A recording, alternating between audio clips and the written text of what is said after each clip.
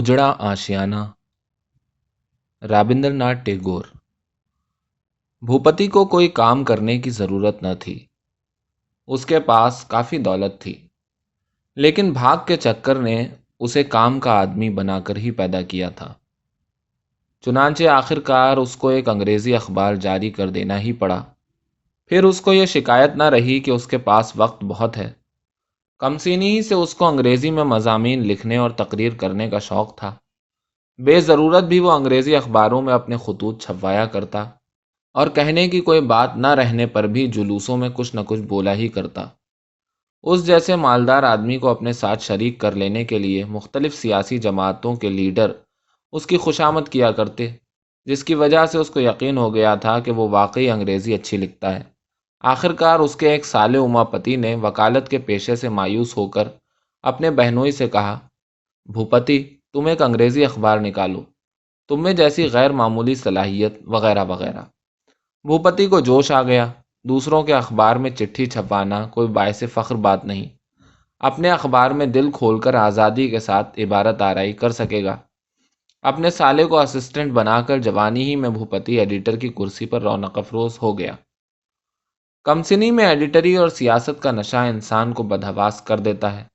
اس پر بھوپتی کو بانس پر چڑھانے والے بھی بہت تھے۔ اس طرف تو بھوپتی اپنے اخبار کے نشے میں مست تھا، ادھر اس کی کمسن دلہن چارو لتا رفتہ رفتہ عالم شباب کو پہنچ گئی۔ اخبار کے ایڈیٹر کو اتنے بڑے واقعے کی پوری خبر نہ ہوئی۔ سرحد کے متعلق بھارت گورنمنٹ کی پالیسی جو حد اعتدال سے تجاوز کر رہی تھی، بھوپتی کے نزدیک زیادہ غور طلب بات تھی۔ امیر گھرانے میں چارو لتا کو کوئی کام کرنا نہ پڑتا تھا۔ کچھ پھول ایسے ہوتے ہیں جو کسی کام نہیں آتے، پھر بھی آئے دن کھلتے ہی چلے جاتے ہیں۔ اسی طرح رات دن چارو لتا کا بھی ایک ہی کام تھا، یعنی بے مصرف بڑھتے چلے جانا۔ اس کو کسی چیز کی کمی نہ تھی۔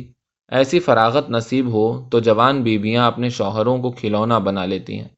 میاں بیوی کی محبت کے چونچلے کبھی کبھی شرم و حیا، ادب و لحاظ، وقت بے وقت، زیبا نازیبا تمام حدود سے باہر نکل جاتے ہیں، لیکن چارو لتا کو ایسا موقع نہیں مل سکا۔ اخبار کی کاغذی دیوار کو سامنے سے ہٹا کر اپنے شوہر پر قابو پانا اس کے لیے مشکل ہو گیا۔ بھوپتی کی کسی عزیزہ نے جب بیوی کی طرف توجہ مبذول کرائی تو اس نے چوکنا ہو کر کہا، تم ٹھیک کہہ رہی ہو، واقعی چارو کو ایک سہیلی ضرور چاہیے، بیچاری کا کوئی مشغلہ نہیں ہے۔ پھر اس نے اپنے سالے اماپتی سے کہا، تم اپنی بیوی کو ہمارے ہاں لا کر رکھو تو اچھا ہو۔ چارو کے پاس کوئی ہم عمر عورت نہیں، اس کو ضرور اکیلا رہنا برا معلوم ہوتا ہوگا۔ کسی سہیلی کا پاس نہ ہونا ہی چارو کی اداسی کی وجہ تھی۔ ایڈیٹر صاحب نے یہی سمجھا اور اپنے سالے کی بیوی منداکنی کو اپنے یہاں بلوا کر وہ مطمئن ہو گئے۔ بیاہ کے بعد پریم بھری صبح و شام کی دلکش فضا میں دولہا کو دلہن اور دلہن کو دولہا ہر ساتھ تازہ بتازہ نو بنو معلوم ہوا کرتے ہیں، لیکن ازدواجی زندگی کے وہ سنہرے دن کس طرح گزر گئے، ان دونوں میں سے کسی کو بھی پتہ نہ چلا۔ حسن و شباب کے لطف سے وہ آشنا ہی نہ ہو پائے۔ دفتن وہ ایک دوسرے کے لیے پرانے جانے پہچانے ملاقاتیوں جیسے ہو گئے۔ چارو لتا کو لکھنے پڑھنے کا بہت شوق تھا۔ اسی شوق کے سہارے کسی طرح وہ اپنے دن گزار دیتی تھی۔ اپنی کوشش سے اس نے اپنے پڑھنے کا سامان کر لیا تھا۔ بھوپتی کا پھپھیرا بھائی امل 3rd ایئر میں پڑھتا تھا۔ چارو لتا اپنے پڑھنے میں کبھی کبھی اس سے مدد لے لیا کرتی تھی۔ اس مختصر سی خدمت کے بدلے میں امل چارو سے بہت کچھ وصول کر لیا کرتا۔ چارو کو اسے اکثر ہوٹل میں چائے پینے کے لیے پیسے دینا پڑتے اور نئی نئی کتابوں کی قیمت ادا کرنی پڑتی تھی۔ کبھی کبھی امل اپنے دوستوں کی دعوت بھی کیا کرتا۔ اس دعوت کا خرچ بھی چارو استاد کی خدمت سمجھ کر اپنے ذمے لے لیا کرتی۔ بھوپتی خود چارو سے کچھ مانگتا نہ تھا، لیکن تھوڑا سا پڑھا کر اس کا پھپھیرا بھائی چارو سے کچھ مانگ لیا کرتا۔ امل کے اس برتاؤ پر چارو کبھی کبھی اپنی بناوٹی ناراضگی کا اظہار کیا کرتی اور گاہے ماہے جھوٹ موٹ انکار بھی کر دیا کرتی، لیکن چارو کو تو اس بات کی اشد ضرورت تھی کہ وہ کسی کے کچھ کام آئے اور کسی کی زیادتیاں سہے۔ امل نے کہا، بھابھی راجا کا داماد جو ہمارے کالج میں پڑھتا ہے، اپنے گھر کی عورتوں کے ہاتھ کا بنا ہوا کارپٹ کا جوتا پہن کر کالج آیا کرتا ہے۔ مجھ سے یہ برداشت نہیں ہوتا۔ مجھے بھی ایک کارپٹ کا جوتا چاہیے۔ اس کے نہ ہونے سے میری عزت میں بٹا لگ رہا ہے۔ چارو نے کہا، کیا خوب، اب جناب کے لیے میں بیٹھ کر جوتے سیا کروں، قیمت دیتی ہوں، بازار سے خرید لو۔ امل نے کہا، جی نہیں، یہ نہیں ہوگا۔ چارو ویسا جوتا بنانا نہیں جانتی تھی اور عمل کے سامنے اس کا اعتراف کرنا بھی نہیں چاہتی تھی، لیکن اس سے اور تو کوئی کچھ مانگتا نہ تھا، صرف عمل ہی مانگتا تھا۔ اس ایک مانگنے والے کی درخواست کو وہ مسترد نہ کر سکتی تھی۔ عمل جب کالج جاتا تو اس وقت چارو چھپ کر کارپیٹ کی سلائی سیکھ لیا کرتی۔ جب عمل اس جوتے کو بالکل بھول گیا تو چارو نے ایک دن شام کے وقت اس کو کھانے کی دعوت دی۔ گرمیوں کے دن تھے، چھت پر کھانے کا انتظام کیا گیا۔ ہوا سے گرد اڑ کر کھانے میں نہ پڑ جائے اس لیے تھالی کو پیتل کے سرپوش سے ڈھانک کر رکھا گیا تھا۔ عمل نے کالج سے واپس آ کر کپڑے بدلے، ہاتھ منہ دھویا اور تیار ہو کر موجود ہوا۔ اس نے آسن پر بیٹھ کر ڈھکنا اٹھایا تو دیکھا کہ تھالی میں اون کا بنا ہوا ایک جوڑا جوتا رکھا ہے۔ چارو قہقہہ لگا کر ہنسنے لگی۔ اس جوتے کے مل جانے پر عمل کی توقع اور بڑھ گئی۔ اب تو اس کے لیے ایک گلوبند بننا ہوگا، ریشم کے رومال میں بیل بوٹے بنانے ہوں گے اور اس کی بیٹھک کی بڑی آرام کرسی کا ایک نقشین غلاف بھی تیار کرنا ہوگا تاکہ بیٹھتے وقت کرسی پر تیل نہ لگ جائے۔ چارو ہر مرتبہ انکار کیا کرتی اور تھوڑا سا جھگڑا بھی کر لیتی، لیکن ہر بار بڑے اشتیاق کے ساتھ خوش پوش عمل کی خواہش پوری کر دیتی۔ جب عمل اس سے پوچھتا، بھابھی اس کے تیار ہونے میں کتنی دیر ہے، تو چارو برابر جھوٹے عذر کیا کرتی۔ کبھی کہتی، ابھی تو شروع ہی نہیں کیا، اور کبھی کہتی، ارے وہ تو بھول ہی گئی۔ لیکن عمل اس کا کوئی بہانہ ماننے کو تیار نہ ہوتا، ہر روز تاکید کیا کرتا اور بچوں کی طرح ہٹ کرتا۔ چارو بھی چاہتی تھی کہ عمل اس طرح ہٹ کیا کرے، اصرار کرتا رہے۔ اسی وجہ سے وہ عمل کی فرمائش کے بارے میں اپنی بے اعتنائی کا اظہار کیا کرتی اور کبھی کبھی مصنوعی جھگڑا بھی کر لیتی، پھر یکایک ایک دن اس کی خواہش پوری کر کے لطف اٹھاتی۔ مالدار گھرانے میں چارو کو کسی کے لیے کچھ کرنا نہیں پڑتا تھا، صرف عمل اس سے تھوڑا بہت کام کرا لیتا۔ یہی چھوٹے چھوٹے شوقیہ کام اس کے دل بہلنے کا مشغلہ بنے رہتے اور اسی سے اس کو تسکین ہو جاتی۔ بھوپتی کے مکان کے زنانہ حصے میں زمین کا ایک ٹکڑا یوں ہی پڑا تھا۔ اس کو باغ کہنا انتہائی مبالغے کا مترادف ہوگا۔ اس برائے نام باغ کا سب سے اونچا درخت ایک امڑے کا پیڑ تھا۔ زمین کے اس ٹکڑے کو کیوں کر خوشنما بنایا جا سکے، اس بارے میں غور و خوض کرنے کے لیے چارو اور عمل کی کمیٹی بیٹھ گئی۔ انہوں نے نقشہ بنا کر اس زمین پر ایک باغ قائم کرنے کا بڑی گرم جوشی کے ساتھ منصوبہ باندھا۔ عمل نے کہا، بھابھی اگلے زمانے کی راجکماریاں جیسے خود درختوں کی آب پاشی کیا کرتی تھیں، اسی طرح ہم لوگوں کے باغ میں تم کو بھی چھڑکاؤ کرنا پڑے گا۔ چارو نے کہا، باغ کے پچھم کنارے ایک چھوٹا سا گھر بنانا ہوگا جس میں ہرن کا بچہ رہے گا۔ عمل نے کہا، اور تھوڑی سی جگہ کھود کر ایک چشمہ بھی بنانا ہوگا جس میں ہنس تیرا کریں گے۔ اس تجویز پر چارو اچھل پڑی اور اس نے کہا، اور اس چشمے میں کنول کے پھول کھلیں گے، بہت دنوں سے مجھے کنول کے پھول دیکھنے کا شوق ہے۔ عمل نے کہا، اس چشمے پر ایک چھوٹا سا پل تیار کیا جائے گا اور گھاٹ پر ایک چھوٹی سی ناؤ بندھی رہے گی۔ چارو نے کہا، گھاٹ تو ضرور سنگ مرمر کا ہوگا۔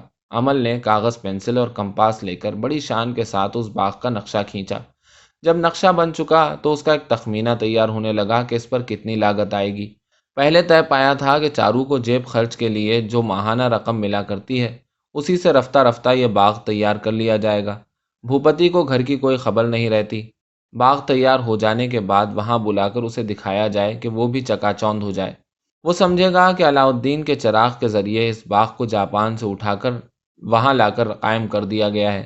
لیکن خرچ کے تخمینے کو حتی الامکان کم کرنے پر بھی دیکھا گیا کہ وہ چارو کی حیثیت سے زیادہ ہو جاتا ہے، تو عمل نے اس نقشے میں تھوڑا سا رد و بدل کرنا چاہا۔ اس نے کہا، بھابھی چشمے کو ہٹا دیا جائے۔ چارو نے کہا، نہیں نہیں، چشمے کو ہٹا دینے سے کیسے کام چلے گا، اس میں تو میرے کنول کے پھول کھلیں گے۔ عمل نے کہا، ہرن کے گھر پر پختہ چھت کے بدلے پھوس کا چھپر ڈال دیا جائے۔ چارو نے خفا ہو کر کہا، تو پھر مجھے ایسے گھر کی ضرورت نہیں۔ موریشس سے لونگ کا پودا، کرناٹک سے سندل کا پودا اور سیلون سے دار چینی کا پودا منگوانے کی رائے ہوئی۔ عمل نے کہا، مانک تلا سے ہی کچھ دیسی ولایتی درختوں کے پودے لے لیے جائیں گے۔ یہ بات سن کر چارو نے منہ پھلا لیا اور کہا، تو پھر مجھے اس باغ کی بھی ضرورت نہیں۔ تخمینے کو اس طرح کم نہیں کیا جا سکتا ہے۔ چارو نہیں چاہتی تھی کہ تخمینے کو گھٹانے کے لیے باغ کے پلان میں کاٹ چھانٹ کی جائے۔ عمل کی بھی وہی خواہش تھی، چاہے زبان سے وہ کچھ بھی کہے۔ عمل نے کہا، تو بھابھی تم دادا سے اس باغ کا ذکر چھیڑو، وہ ضرور تم کو روپیہ دے دیں گے۔ چارو نے کہا، ان کو اگر پہلے ہی سے کہہ دیا گیا تو پھر مزہ کیا رہا، ہم دونوں ہی مل کر باغ تیار کریں گے۔ وہ چاہیں تو کسی انگریز ٹھیکیدار کو یہاں ایک چھوٹا سا ایڈن گارڈن بنا دیں، لیکن اس میں ہماری برکھا رت کہاں رہی؟ امڑے کے درخت کے سائے میں بیٹھ کر چارو اور عمل ایک ناممکن العمل منصوبے کو عملی جامہ پہنانے کے تصور میں محو تھے۔ 2 منزلیں پر سے چارو کی بھاوج منداکنی نے پکار کر کہا، اتنے دن چڑھے تم لوگ باغ میں کیا کر رہے ہو؟ چارو نے کہا، پکا ہوا امڑا ڈھونڈ رہے ہیں۔ لالچی منداکنی نے کہا، اگر ڈھونڈ کر نکال سکو تو میرے لیے بھی لانا۔ چارو ہنسی، عمل ہنسا۔ ان کے سارے منصوبے میں خاص خوشی اور فخر کی بات یہ تھی کہ وہ انہی دونوں کے اندر محدود تھا۔ منداکنی میں کوئی اور صفت ہو لیکن اس میں تخیل کا کوئی مادہ نہ تھا۔ ان تجویزوں سے اسے کیوں کر دلچسپی ہو سکتی تھی؟ اس 2 اراکین والی کمیٹی سے اس کا کوئی تعلق نہیں تھا۔ نہ اس ناممکن الوجود باغ کا تخمینہ کم ہوا، نہ اس کے پلان کو گھٹایا جا سکا۔ لہٰذا امڑے کے درخت تلے کی کمیٹی کچھ دنوں تک یوں ہی چلتی رہی۔ اس باغ میں جہاں چشمہ بنے گا، جہاں ہرن کا گھر بنے گا، جہاں چبوترا بنے گا، عمل نے ان سب چیزوں کے لیے زمین پر نشان بنا رکھا تھا۔ اس فرضی باغ میں امڑے کے درخت کے چاروں طرف کیسا صحن بنایا جائے گا؟ ایک چھوٹی سی پالی لے کر عمل اس کا نقشہ بنا رہا تھا۔ اتنے میں امڑے کے درخت کے نیچے سے چارو بول اٹھی، عمل، تم اگر کہانی لکھ سکتے تو بہت اچھا ہوتا۔ عمل نے دریافت کیا، اچھا کیوں ہوتا؟ چارو نے کہا، اس لیے کہ ہمارے اس باغ کی توصیف میں تم سے ایک کہانی لکھواتی۔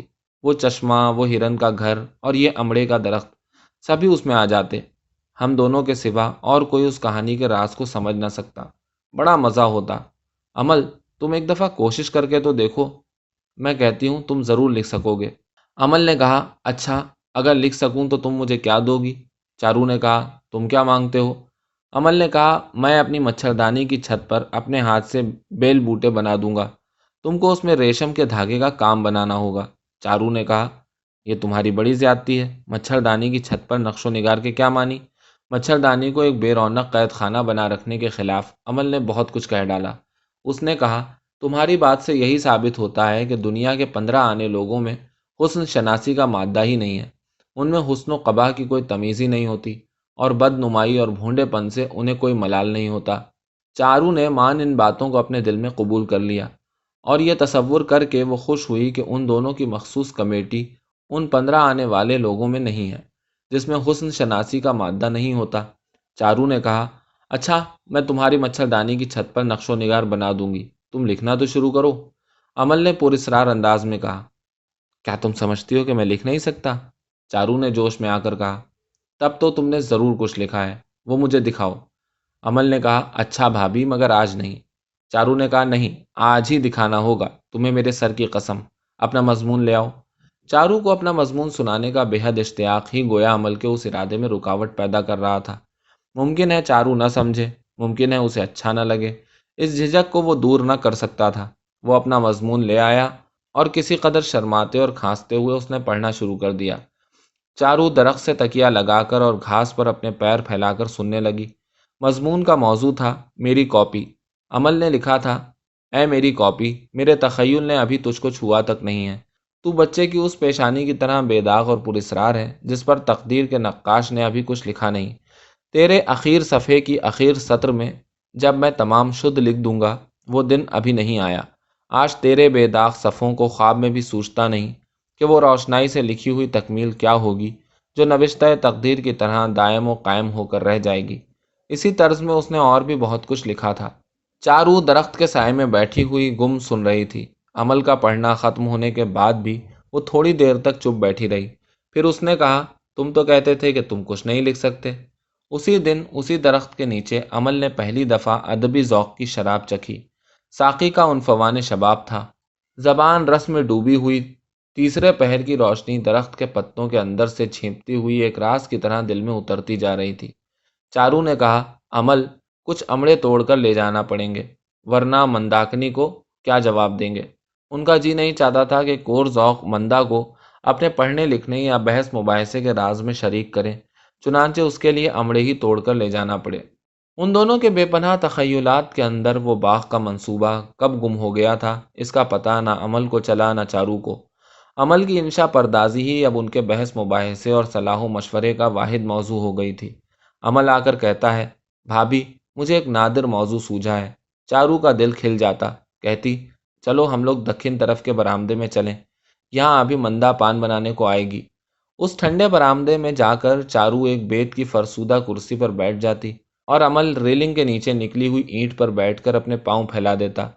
عمل کے مضامین کا موضوع اکثر مبہم ہوا کرتا، ان کو صاف طور پر بیان کرنا مشکل تھا۔ الجھے ہوئے انداز میں وہ جو کچھ لکھتا اس کو کوئی بھی پوری طرح سمجھ نہ سکتا تھا۔ وہ خود بھی چارو سے کہتا، بھابھی تمہیں اچھی طرح سمجھانا مشکل ہے۔ چارو کہتی، نہیں میں تو قریب قریب سب سمجھ گئی، تم اسے لکھ ڈالو، دیر نہ کرو۔ کچھ تو سمجھ کر کچھ بے سمجھے اور بہت کچھ اٹکل سے اور سب سے زیادہ اٹل کے پڑھنے کے انداز سے اثر لے کر وہ اپنے دل میں اس کا ایک مطلب طے کر لیا کرتی تھی۔ اسی میں اس کو لذت حاصل ہوتی اور فرط شوق میں وہ بے خود ہو جاتی۔ اسی دن تیسرے پہر چارو عمل سے دریافت کرتی، کتنا لکھا؟ عمل کہتا، اتنی جلدی کیا لکھا جا سکتا ہے؟ دوسرے دن صبح کو چارو تنک کر پوچھتی، تم نے لکھا نہیں نا؟ عمل کہتا، ٹھہرو اور تھوڑا سوچ لوں۔ چارو بگڑ کر کہتی، تو پھر جاؤ۔ تیسرے پہر جب چارو کا غصہ خوب بڑھ جاتا اور وہ عمل سے بات بند کر دیتی تو عمل رومال نکالنے کے بہانے اپنی جیب سے کچھ لکھے ہوئے کاغذ نکالتا۔ مان چارو اپنا مون برت توڑ کر اٹھتی، یہ دیکھو تم نے لکھ بھی لیا اور مجھے دھوکہ دیتے رہے، لاؤ دیکھیں۔ عمل کہتا، ابھی ختم نہیں ہوا ہے، تھوڑا اور لکھ لوں پھر تمہیں سناؤں گا۔ چارو کہتی، نہیں ابھی سنانا پڑے گا۔ عمل خود ہی سنانے کے لیے بے قرار رہتا، لیکن چارو سے تھوڑی حجت کیے بغیر وہ نہ سناتا۔ اس کے بعد عمل اس کاغذ کو اپنے ہاتھ میں لے کر اس کے ورق ٹھیک کرتا، پھر پینسل نکال کر کہیں کہیں درست کرتا رہتا۔ اتنی دیر چارو کا مشتاق دل جل بھرے بادل کی طرح کمال اشتیاق اور آرزو کے ساتھ اس کاغذ کے گرد منڈلاتا رہتا۔ عمل دو چار پیراگراف بھی لکھتا تو اسے بلا توقف چارو کو سنا دینا پڑتا۔ جو حصہ لکھنے کو باقی رہ جاتا اس پر دونوں کے درمیان گرما گرم تبادلہ خیال ہوتا۔ اتنے دنوں وہ دونوں باغ کے متعلق صرف خیالی پلاؤ پکانے میں مشغول رہا کرتے تھے۔ اب ادب اور شاعری کی کھیتی شروع ہوئی تو وہ سب کچھ بھول گئے۔ ایک دن تیسرے پہر عمل جب کالج سے لوٹ کر آیا، اس کی جیب غیر معمولی طور پر بھری ہوئی معلوم ہو رہی تھی۔ عمل جب گھر میں داخل ہوا تھا اسی وقت چارو کی نظر کمرے کے اندر ہی اس کی بھری ہوئی جیب پر پڑ چکی تھی۔ عام طور پر عمل کالج سے لوٹنے کے بعد ہی فوراً گھر کے اندر چلا جاتا، لیکن اس دن وہ اپنی بھری جیب لیے باہر کے کمرے میں ہی جا بیٹھا اور اندر آنے کا نام تک نہ لیا۔ چارو نے کمرے کے باہر نکل کر کئی بار تالی بجائی، لیکن عمل نے گویا سنا ہی نہیں۔ چارو بگڑ ہی گئی اور منمت دت کی ایک کتاب اپنے ہاتھ میں لے کر برآمدے میں بیٹھ کر پڑھنے کی کوشش کرنے لگی۔ منمت دت نیا مصنف تھا، اس کے لکھنے کا طرز بڑی حد تک عمل جیسا ہی تھا، اسی وجہ سے عمل کبھی اس کی تعریف نہ کرتا۔ گاہے گاہے اس کا لکھا ہوا کوئی مضمون لا کر اس کے الفاظ کو توڑ مروڑ کر چارو کو سنایا کرتا اور اس کا مذاق اڑاتا۔ چارو اس کتاب کو عمل کے ہاتھ سے چھین کر حقارت کے ساتھ دور پھینک دیا کرتی۔ آج جب چارو نے عمل کے پاؤں کی چاپ سنی تو اس نے منمت دت کی کلکنٹھ اپنے چہرے کے پاس رکھ کر بظاہر بڑے اشتیاق کے ساتھ پڑھنا شروع کر دیا۔ عمل برآمدے میں داخل ہوا، چارو نے آنکھ اٹھا کر دیکھا تک نہیں۔ عمل نے کہا، کیوں بھابھی کیا پڑھ رہی ہو؟ چارو نے کوئی جواب نہ دیا تو عمل نے اس کی کرسی کے پیچھے جا کر اس کتاب کو دیکھا، پھر کہا، منمت دت کی گلکنڈ پڑھ رہی ہو؟ چارو نے کہا، دق مت کرو، مجھے پڑھنے دو۔ چارو کی پیٹھ پیچھے کھڑے کھڑے عمل نے تمسخر آمیز لہجے میں پڑھنا شروع کیا، میں گھاس ہوں، ادنا گھاس، اے سرخ شاہی پوشاک پہنے ہوئے اشوک، میں محض ادنا گھاس ہوں، مجھ میں پھول نہیں آتے، میرا کوئی سایہ بھی نہیں ہوتا، میں اپنے سر کو آسمان کی طرف اٹھا نہیں سکتی، بسنت کی کوئل مجھ کو اپنی جائے پناہ بنا کر اپنی آواز سے دنیا کو مست نہیں کرتی۔ پھر بھی بھائی اشوک، تم اپنے پھولوں سے بھری اونچی شاخوں سے مجھے دیکھ کر نظر انداز نہ کرنا، تمہارے قدموں تلے پڑی ہوں، پھر بھی مجھے حقارت سے نہ دیکھنا۔ عمل نے یہاں تک کتاب سے پڑھا، اس کے بعد طنز کے ساتھ خود بنا بنا کر پڑھنے لگا، میں ایک کیلے کی گود ہوں، کچے کیلے کی گود، بھائی پیٹھے گھر کے چھپروں پر سیر کرنے والے پیٹھے میں، بھائی پیٹھے گھر کے چھپروں کی سیر کرنے والے پیٹھے، میں محض ایک کچے کیلے کی گود ہوں۔ چارو کا غصہ باقی نہ رہا، وہ ہنس پڑی اور اس نے کتاب کو پھینکتے ہوئے کہا، تم بڑے حاسد ہو، اپنے سوا کسی اور کی تصنیف تمہیں پسند نہیں آتی۔ عمل نے کہا، تم بڑی کریم النفس ہو، گھاس بھی اگر مل جائے تو اسے نگل لینا چاہتی ہو۔ چارو نے کہا، چلو مسخرہ پن چھوڑو، تمہاری جیب میں جو ہے اسے نکالو۔ عمل نے کہا، کیا ہے اندازہ کر لو۔ چارو کو بہت دق کرنے کے بعد عمل نے اپنی جیب سے کمل نامی ایک ماہوار رسالہ نکالا۔ چارو نے دیکھا کہ اس کا وہ مضمون میری کاپی رسالے میں چھپا ہے۔ چارو سے دیکھ کر چپ ہو رہی۔ عمل نے سوچا تھا کہ چارو پھڑک اٹھے گی، لیکن خوشی کے آثار دیکھ کر اس نے کہا، کمل میں معمولی مضامین نہیں چھپتے۔ عمل نے کچھ بڑھا کر کہا تھا، ذرا بھی پڑھے جانے کے لائق مضمون مل جائے تو ایڈیٹر لے لیا کرتے ہیں۔ لیکن عمل نے چارو کو سمجھا دیا کہ ایڈیٹر بڑا کڑا شخص ہے اور 100 مضامین میں سے چن کر ایک مضمون شائع کرتا ہے۔ یہ سن کر چارو خوش ہونے کی کوشش کرنے لگی، لیکن خوش نہ ہو سکی۔ کس بات سے اس کے دل کو چوٹ لگی تھی یہ وہ خود سمجھ نہیں رہی تھی۔ اپنی ناراضگی کی کوئی معقول وجہ اسے نظر نہیں آ رہی تھی۔ عمل کے لکھے ہوئے مضامین چارو اور عمل انہی دونوں کی ملکیت تھے۔ عمل تھا انشا پرداز اور چارو تھی ناقد۔ اسی پردہ داری میں اصل لطف تھا۔ اس مضمون کو سب لوگ پڑھیں گے، اس بات سے چارو کو کیوں اتنا کرب محسوس ہونے لگا، یہ وہ خود بھی اچھی طرح نہ سمجھ سکی۔ لیکن اپنی تصنیف کے صرف ایک ہی پڑھنے والے سے تو مصنف کی تمنا پوری نہیں ہوتی۔ عمل نے مضمون چھپوانا شروع کر دیے، اس کی تعریف بھی ہونے لگی، تعریفوں کے خطوط بھی آنے لگے۔ عمل اپنی بھابھی کو وہ خطوط دکھایا کرتا، انہیں دیکھ کر چارو کو خوشی بھی ہوتی اور دکھ بھی ہوتا۔ عمل کو لکھنے کی ترغیب دلانے کے لیے اب صرف چارو ہی نہیں تھی، گاہے گاہے عمل کو عورتوں کے خطوط بھی ملنے لگے جن میں کوئی نام نہ ہوتا۔ ان خطوط کے متعلق چارو عمل کو چھیڑا کرتی، لیکن دل میں خوش نہ ہوتی۔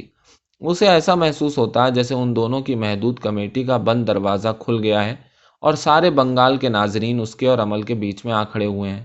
بھوپتی نے ایک دن فرصت کے وقت چارو سے آ کر کہا، چارو، عمل اس قدر اچھا مضمون لکھتا ہے، یہ تو مجھے معلوم نہ تھا۔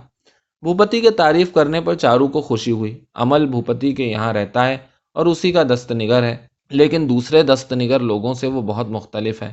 اس بات کو بھوپتی سمجھنے لگا ہے۔ اس خیال سے چارو کو فخر محسوس ہوا۔